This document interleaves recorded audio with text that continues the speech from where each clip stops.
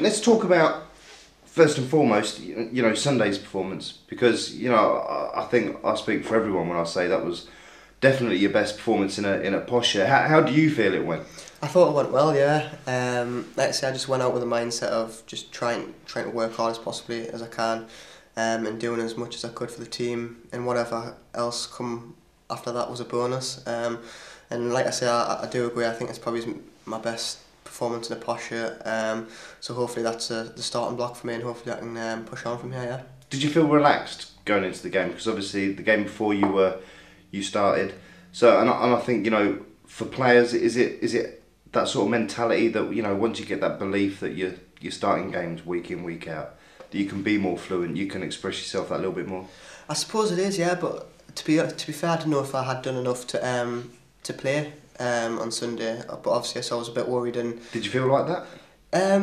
yeah, because I always feel like I can do more. Do you know what I mean? I always want to do more. But like I say, I did feel relaxed on Sunday. And like I say, I just played with freedom, and I felt like I did, which I was happy about. But yeah, so hopefully, like I say, it is a starting block for me, and hopefully I can push on and help the team do better. Yeah. When you signed for the club, obviously Posh are renowned for their strikers. You look back in the history of the club and the players that have been and gone. It's the strikers that seem to make the names themselves. Did you feel that sort of pressure when you joined the club? Not really, no. I think obviously the club's got a great reputation of bringing strikers through, as you say. But I say I don't think it's pressure in itself. I think you've got to thrive off the pressure. Because like I say, if you do want to better yourself and you do want to play at the highest level possible, then you're always going to have pressure on you. But like I say, I didn't feel that pressure one bit. I thought mainly settling in was the hardest part. Obviously, being away from home, not having my mum to do everything for us and stuff like that. But yeah, I do feel like I have settled in well. All the coaching staff, the players, everyone around the club's made that possible for us. So like I say, I just need to push on from now. Yeah. What the difference has been now you're here and you know how it works here. What the difference has been from your days at Hartlepool? I think obviously the league step up is I don't think people realise how much of a step up it actually is. And probably to be fair, I didn't realise how much of a step up it is. I think it's a bit more physical, a bit quicker as well.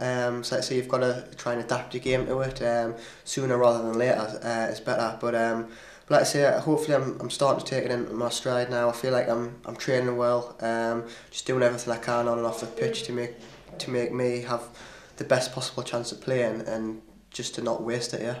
How strange is it for a player, because you'll go from a club where you've made your name, Hartlepool. Yeah. You're loved by everyone there, and everyone has high expectations, of you when you step onto that field, and then you go from there. I suppose it's like a big fish going into a small pond, isn't it? Yeah. How is that hard? Is it hard to deal with? It can be hard to deal with, yeah. Obviously, because people know how we play, people that know how they're used to seeing you playing. Obviously, new set of fans. You want to try and impress them. So, and I think that might have been my biggest downfall. I was just trying to impress. I was just trying to impress, and I probably was trying too hard and stuff like that. But hopefully, it is hopefully, like I say, it's a turn in the road. You know what I mean? Hopefully, I can push on from now. But maybe that was part of the problem when I first come. Maybe I was trying to impress the fans too much, because, like I say, I just want to do as best as I can for the club and get the club as high as possible. So like I say, probably I was trying. Maybe it could be that. It could be I was trying too hard, because obviously the fans they might have expected something different. I don't know, but yeah, that could have been one of the reasons as well. Yeah. Well, the deal was hanging around for so long as well, wasn't there? There was so much speculation about it, and you must have been watching the press conferences week in, week out, where the gaffer's been asked about it. Your name's always been brought up. So I suppose along with that is the expectation that the club now signed you. You need to perform, and as a striker, I suppose that comes in the form of goals, doesn't it? Well, that's what you're on the field to do, isn't it? To score. I always look at it as if scoring goals is important, but playing well for the team's just as important. If you set a goal up for your teammate, you win 1-0. For me, that's just as important as for me scoring a goal.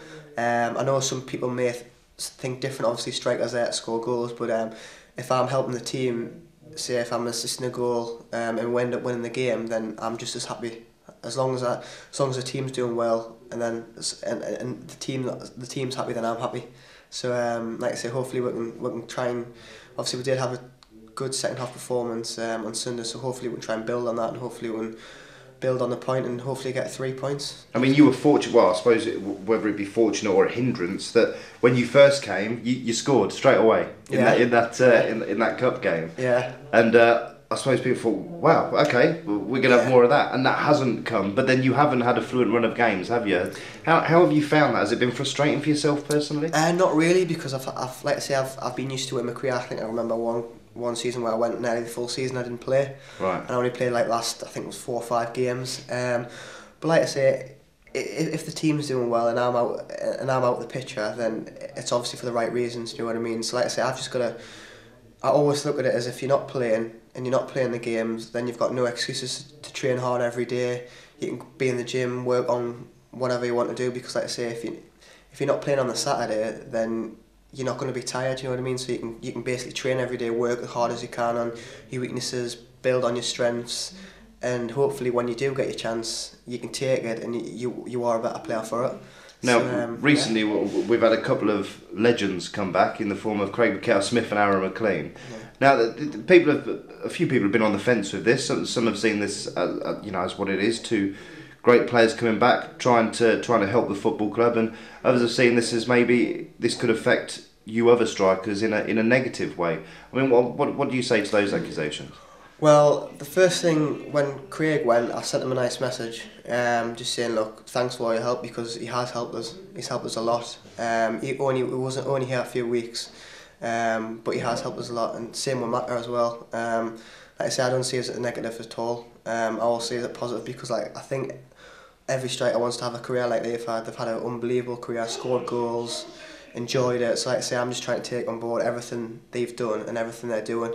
Because like I say, you can't have too much information on board, you know what I mean? They're both different type of players, so if you can take a bit from one and a bit from the other, then hopefully it'll make you a better player. But like I say, I have enjoyed playing with them and training with them both, like I say, and I don't see how it's a negative at all, no.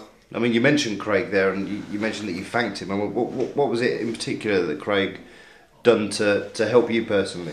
I just think it's his information off the pitch. Like, obviously when we're in training, obviously he just pulls you aside and just says, oh look, this is what I do, this is what you should do, and stuff like that. It's just little things about, even like staggering your run to get onto the ball and stuff like that. Even little things, it all helps. And I know it sounds like, oh, it's just a little thing, but it does make a big difference. So I say, I'm just trying to take on board everything that says, even Strax or Gaffer, even what they say, I'm just trying to take everything on board, and just to make us a better player, and hopefully help the team out there. I mean, I suppose that's how the majority of people look to it. I mean, you look at what they've both achieved at the football club, and the partnership that they created together, aren't they? They're the perfect bunch to learn off, aren't they? Yeah, I mean, the club legends for a reason, because they score goals and they keep on doing it.